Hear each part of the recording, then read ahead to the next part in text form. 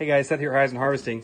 So I just wanted to do a real quick video after you get working for the day, or the machine's gonna sit for a little while. What you want to go ahead and do is remove your irises.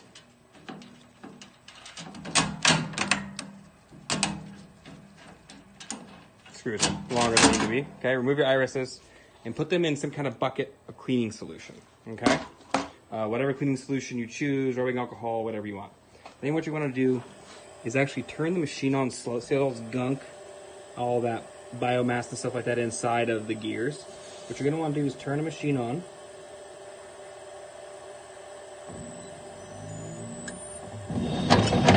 Okay. And then what you're going to want to do is, while it's running like this, is you're going to want to go ahead and spray in some of your cleaning solution.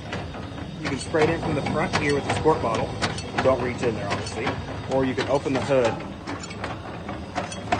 and spray, drop it right on top of the gears here.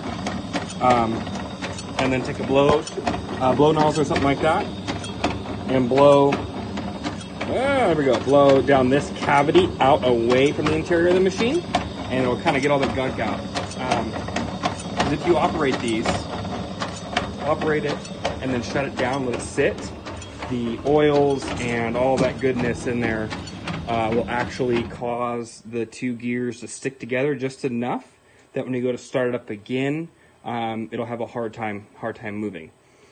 If you still have an issue there, something's not moving, anything like that, go ahead and hit the reverse button. The reverse button has a really quick ramp up.